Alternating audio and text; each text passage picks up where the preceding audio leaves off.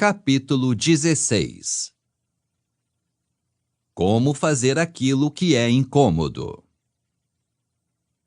O macaco trader.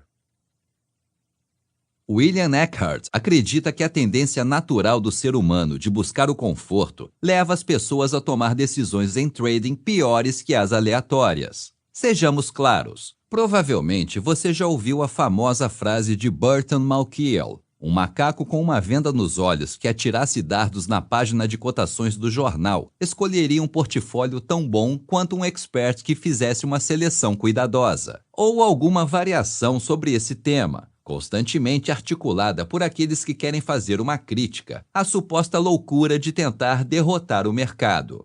Não é isso que Eckhart está dizendo. Ele não quer dizer que um macaco se sairia tão bem quanto gestores financeiros profissionais. Ele está dizendo que o macaco se sairia melhor.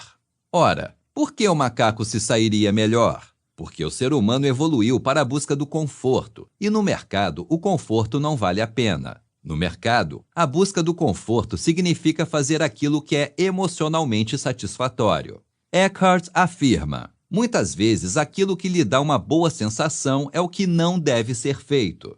Ele cita seu antigo sócio de trading, Richard Dennis, que costumava dizer: se a sensação for boa, não faça. Como exemplo de fazer no mercado aquilo que dá uma sensação boa, Eckhart cita o que ele batizou de o apelo da contracorrente. Comprar na baixa e vender na alta agrada a um desejo natural do ser humano. Se você compra uma ação porque ela atingiu o ponto mais baixo em 6 meses, a sensação é boa, porque você foi mais esperto que todos os outros que compraram aquela ação nos 6 meses anteriores. Embora a sensação desse tipo de trade seja boa no momento em que ele é realizado, para a maioria das pessoas, seguir esse método contra a corrente será uma estratégia perdedora e possivelmente até desastrosa.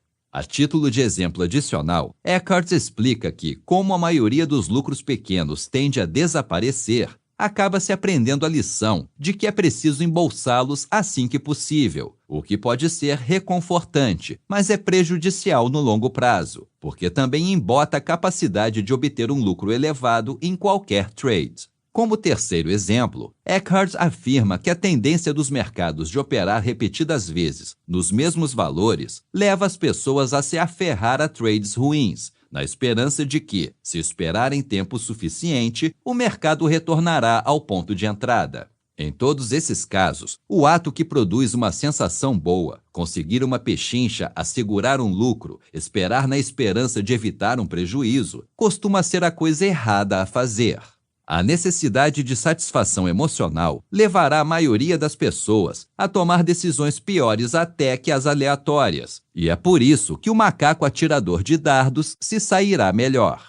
Para demonstrar empiricamente como o viés da maioria das pessoas as leva a tomar decisões piores que as aleatórias, Eckhart contou-me a história de como um dos funcionários de Richard Dennis entrou em um concurso de previsões para acertar o preço de fim de ano de diversos mercados. Esse funcionário simplesmente usou o valor corrente de todos os mercados em suas previsões. Terminou entre os 5 melhores de centenas de participantes. Em outras palavras, pelo menos 95% e provavelmente um número mais próximo de 99% de todos os concorrentes foram piores que os aleatórios. Uma experiência involuntária.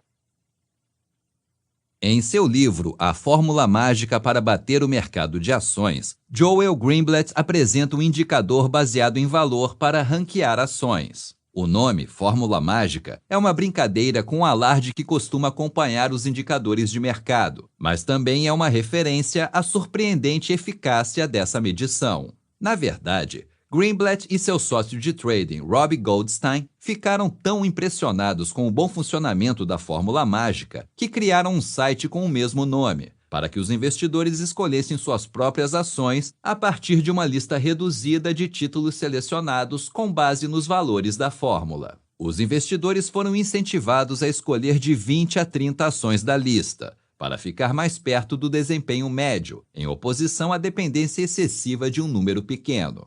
Na última hora, incluíram um formulário que dava ao investidor a opção de contratar um gestor para sua conta, em vez de decidir por conta própria. Ao final, menos de 10% daqueles que usaram o site para investir fizeram sua própria escolha, o conceito original. A maioria esmagadora optou pela opção do portfólio gerenciado. Greenblatt passou, então, a monitorar como o portfólio autogerido se saía, em comparação com os portfólios de gestores. Em média, depois de 2 anos, os portfólios com gestor superaram os autogeridos em 25%, até mesmo quando ambos eram constituídos pela mesma lista de ações. A diferença entre os portfólios com gestor e sem gestor refletiu o impacto da seleção humana e o timing das decisões. Deixar o investidor tomar decisões sozinho, escolhendo ações específicas da lista e o momento de compra e venda dessas ações, estragava o desempenho, em comparação com o investimento da mesma quantia em dólares em um portfólio diversificado de ações, sem qualquer tentativa de escolher o momento de entrada e saída. Perguntei a Greenblatt por que, em sua opinião, os investidores que tomaram as próprias decisões foram tão pior. Greenblatt respondeu: eles reduziam a exposição quando o mercado caía, tinham tendência a vender quando uma ação específica ou o portfólio como um todo desempenhava mal. Tiveram desempenho bem pior que o mero acaso na escolha de ações de nossa lista pré-selecionada, provavelmente porque, ao evitar papéis particularmente arriscados, deixaram passar alguns dos mais vencedores. Pense nisso, não soa como decisões tomadas em busca de conforto?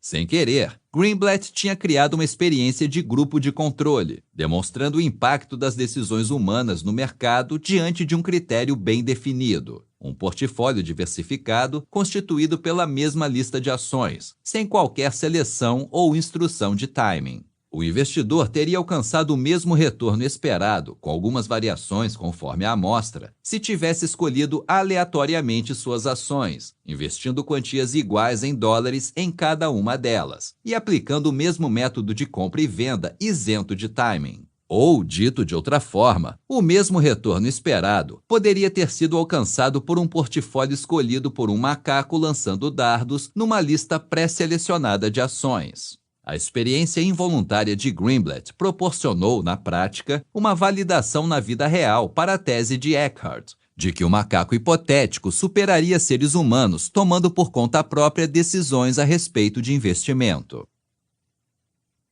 A economia comportamental e o trading. Eckhart atribui aos vieses humanos a tendência da maioria dos participantes do mercado a perder. Nas palavras dele, existe uma tendência geral e persistente dos títulos de fluírem de muitos para poucos. No longo prazo, a maioria perde. A conclusão para o trader é que, para ganhar, você precisa agir como a minoria. Se aplicar ao trading os hábitos e as tendências normais do ser humano, vai gravitar rumo à maioria e, invariavelmente, perder.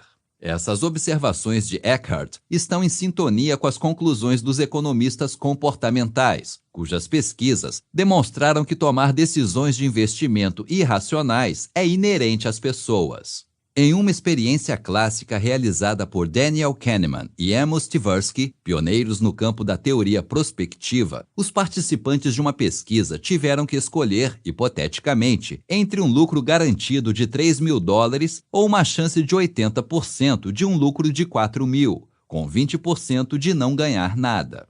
A imensa maioria preferiu o lucro garantido de $3.000, embora a outra alternativa representasse uma expectativa de ganho maior, 0,80 vezes $4.000 igual a $3.200. Em seguida, os pesquisadores inverteram a pergunta e deram às pessoas a opção entre um prejuízo garantido de $3.000 contra uma probabilidade de 80% de perder $4.000, com 20% de não perder nada. Nesse caso, a imensa maioria optou por apostar e pegar a chance de 80% de perder $4.000, embora a expectativa de perda fosse de $3.200. Em ambos os casos, as pessoas tomaram decisões irracionais porque selecionaram a alternativa com menor expectativa de ganho ou maior expectativa de perda. Por quê?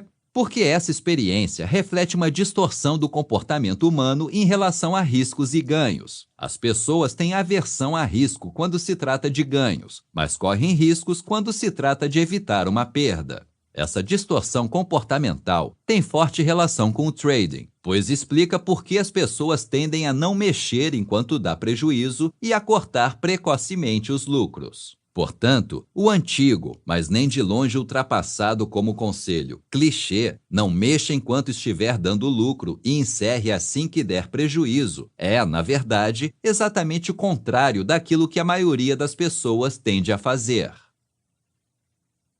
Quando as emoções afetam até o trading informatizado.